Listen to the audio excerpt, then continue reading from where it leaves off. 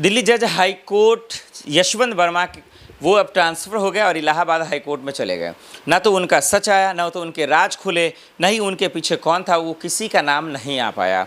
आज दिल्ली कानून व्यवस्था, दिल्ली की एजेंसियां, दिल्ली में रहने वाले लोग और पूरे हिंदुस्तान में रहने वाले लोग इस बात को लेकर हैरान हो रहे हैं कि एक जज पद की कुर्सी जो विश्वसनीय होती है, संवैधानिक होती है और बहुत उम्मीदों भरा होता है, उस पर बैठा व्यक्ति अगर रिश्वत लेता है, घूस लेता है और ये पाया जाता है कि 500-500 की नोटों की गड्डी जली, उसमें वो दोषी हैं, वो गलत हैं, तब भी उनको जेल में नहीं डाला जाता है, उन पर कार्रवाई नहीं होती है।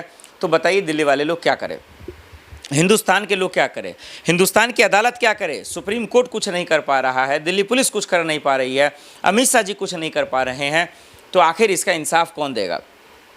इसका रास्ता कैसे निकलेगा? इसका न्याय कैसे मिलेगा? ये सवाल बहुत बड़ा है दर्शकों, जो हम और आप जानना चाह रहे हैं और समझना चाह रहे हैं।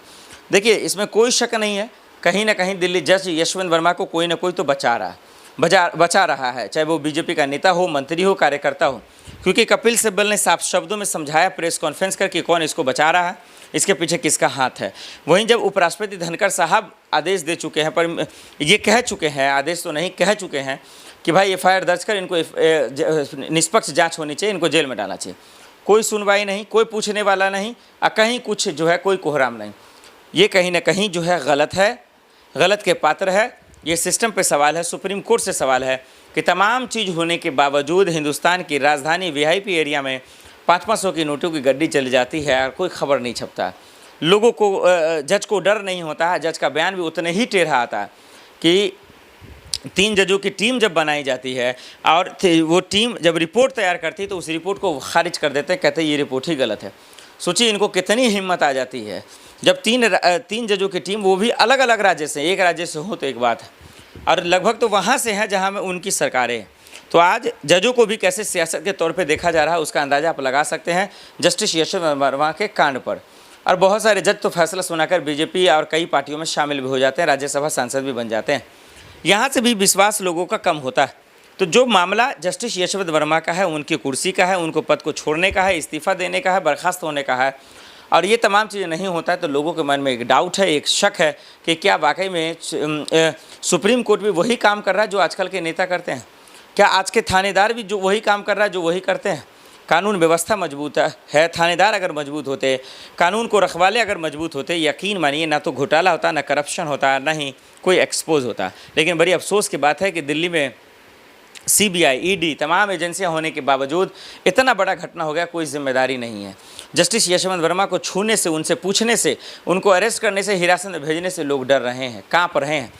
तो मैं तो सिर्फ यही कह सकता हूं कि सीजीआई गवई साहब, सुप्रीम कोर्ट से मेरा हाथ जोड़ के अपील है माय लॉर्ड कि इन जज का इलाज करें, इनको पद से हटाएं और इनसे पूछें कि क्या चल रहा है दिल्ली में। एक तरफ सीएम रेखा से लोग परेशान है, एक तरफ ऐसे जजों से परेशान है कि 500 की नोटों की गड्डी जल जाती है, कोई जवाबदेही नहीं होता है, कोई जवाबदेही नहीं है, बिना निडर होकर बयान दे रहे हैं कि जिसको जो करना है कर लो, ये रिपोर्ट ही गलत है। तो क्या वो बहुत बड़े बॉस हैं जस्टिस यशवंत वर्मा, या हाई कोर्ट से बड़े हैं, या सुप्रीम कोर्ट से बड़े हैं? कोई बड़ा नहीं है सुप्रीम कोर्ट से। हम सब जो हैं उस उम्मीद का मंदिर मानते हैं, और उस उम्मीदों के मंदिर में बैठे जजों के बंगले पर अगर 500 की नोटों की गड्डी जलेगी तो इससे बड़ा अन्याय और दुखद क्या ही हो सकता है? ये जवाब देना पड़ेगा जस्टिस यशवंत वर्मा को। जस्टिस यशवंत वर्मा को बोलना पड़ेगा कि उनसे गलती हुई, वो आरोपी हैं और 3 जजों की टीम में वो पाया गया, उनको जेल जाना पड़ेगा और अपना पद छोड़ना पड़ेगा, और अपना पद खुद से छोड़ दें तो इससे बेहतर दर्शकों को कुछ हो नहीं सकता। इसलिए ये बात उनको समझना पड़ेगा और कान में डाल लें कि अगर जस्टिस यशवंत वर्मा का सच सामने नहीं आता और सीएम रेखा का इलाज नहीं होता है तो दिल्ली के लोग परेशान हो जाएंगे, और कानून व्यवस्था के लिहाज से जस्टिस यशवंत वर्मा पर लोग हैरान इस बात को लेकर हो गए कि सबूत है, दस्तावेज है, चश्मदीद गवाह है, फिर भी ये जेल में क्यों नहीं है।